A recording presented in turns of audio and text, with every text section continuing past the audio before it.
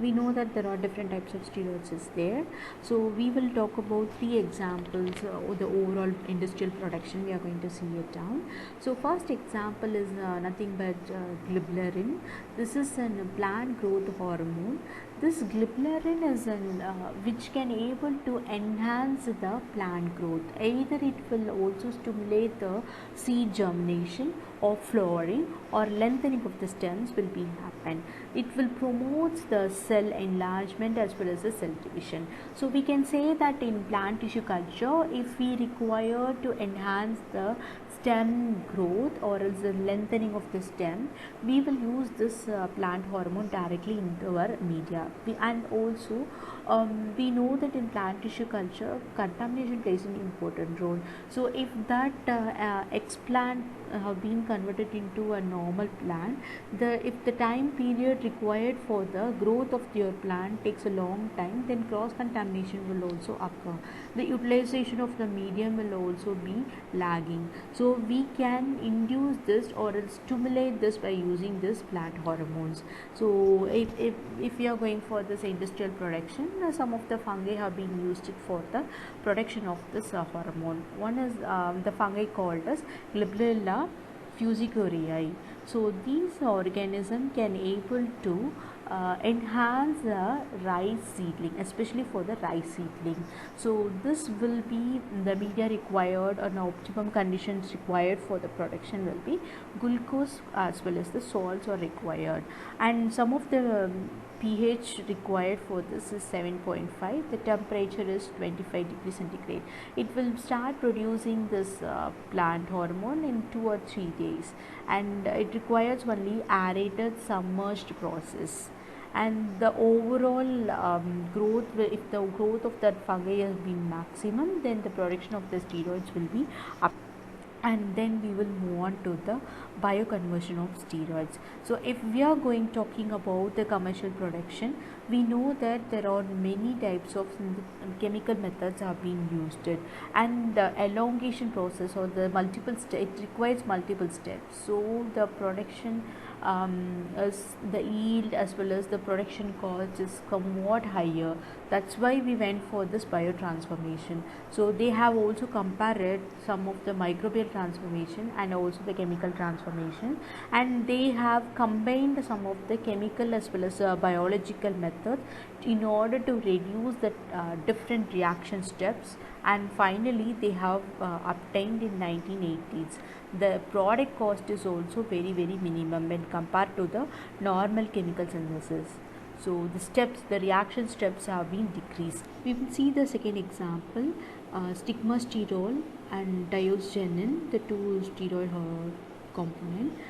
This will be secreted from or else extracted or bioconverted by some of the sources. Stigmasterol from soya bean, and also diosgenin have been isolated from Mexican yam, which is called as Mexican barbasco plant. This is the starting material. So stigmasterol will be chemically converted into progesterone, and this will be further undergo with the help of an organism, that is 11 alpha hydroxyprogesterone, by using an organism Rhizopus nigricans, and this will be further undergo into cortisol into some other component, which is by chemical method, and on further microbial transformation Corynebacterium will be involved in order to convert that intermediate into prednisolone. So this is one of the combination of both microbial as well as then the further cortisone will be converted into by using an microorganism which is called Corynebacterium simplex in order to obtain prednisolone. And for if the one more steroid is there, diosgenin will be produced by using an yam plant, Mexican yam plant. From there the chemical conversion will be occur, and it will reaches the cortisol. Here the microorganism have been used for the biotransformation. Calvaria lunata will be used as an organism to convert cortisol, and in order to obtain the diosgenin. and the overall reaction will be like a batch process, even though some of the immobilized enzyme or else immobilized cells will be used for in order to enhance the overall bioconversion methods. So this is the combination of both chemical as well as the biotransformation is more efficient, and also the substrate concentration is high. It requires only a short time in order to obtain. You can see in this diagram, stigmasterol will be converted through a chemical processing. It will be converted into progesterone, and this will be converted into with the help of an microorganism, Rhizopus nigricans, and this will be converted through a chemical method. Cortisol will be there. This cortisol will be converted into by using an organism, Corynebacterium retinosolone, and this will be converted, cortisol will be converted into cortisone, and with the help of an bacterium, that is a Corynebacterium simplex, and it will be converted into prednisone. And you can see here at the left side, the cortisol will be converted into 11-deoxycortisol, and then diosgenin will be produced. So the combinations of microbial as well as the and chemical reaction will be happen in order to achieve a very effective production of our. Then we will move on to the third example, biotransformation of cholesterol. So cholesterol will be converted into 3-hydroxy-5-androsterone, and then this will be converted into androstenedione, and this will be converted into androstenedione into your product, that is hydroxyandrostenedione. This is the bioconversion of the cholesterol with the help of an mycobacterium. So this is commercially available product. This is the overall media required for the production of the steroids. So it requires asparagine, NaCl, NH4, that is diammonium sulfate, and also sodium hydroxide, then glycerol, some of the inorganic salts, then cholic acid, and also soybean meal, constable liquor, glucose, progesterone, and also potassium dihydrogen phosphate. These are the commonly used medium which will vary for different types of steroids. The combination as well as some of the components like ingredients, its gram will be varied.